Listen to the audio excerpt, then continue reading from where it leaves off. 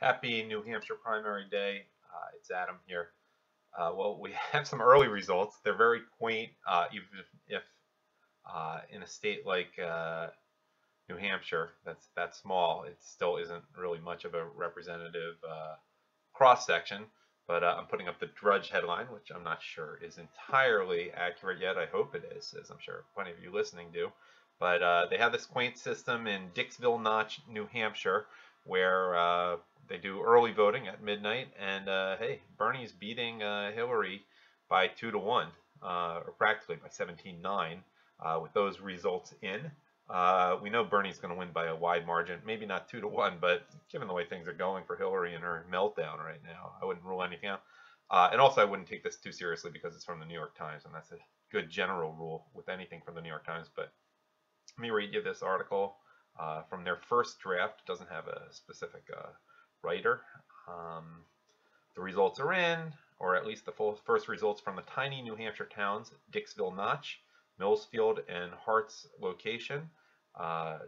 Put in whatever comment you want about why Hillary wouldn't like a place called Dixville. Anyhow, the tiny New Hampshire towns that practice the time-honored tradition of voting at midnight to claim the distinction of casting the election's first primary ballots. Senator Bernie Sanders of Vermont emerged as the Democrats' big winner of the wee hours on Tuesday with 17 votes in total, while Hillary Clinton received 9.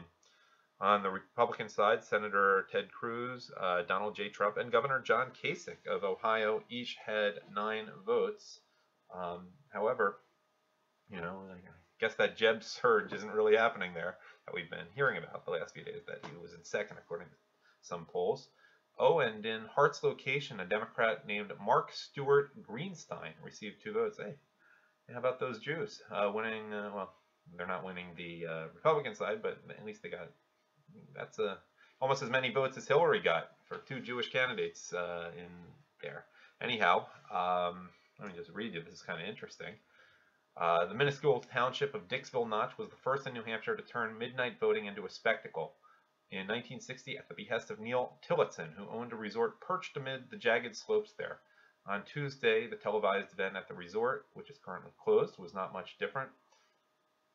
Blah, blah, blah. It's probably very pretty there, especially if they're getting a little bit of snow, as we are in Pennsylvania right now.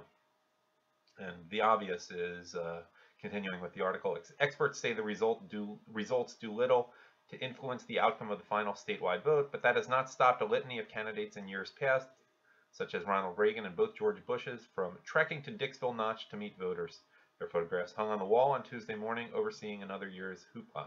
This year, however, only Mr. Kasich made it to Dixville Notch, perhaps a critical component of his narrow victory there. And here's the full breakdown in Dixville Notch. Sanders 4, Clinton 0, Kasich 3, Trump 2, Millsfield, Clinton 2, Sanders 1, Cruz 9, Trump 3, Kasich 1, Rubio 1, Jeb 1, Christie 1, Carly 1, Rand Paul 1. And Hart's location, Sanders 12, Clinton 7, Greenstein 2, Kasich 5, Trump 4, Christie 2, Rubio 1, Bush 1, and there is a vote for Ben Carson.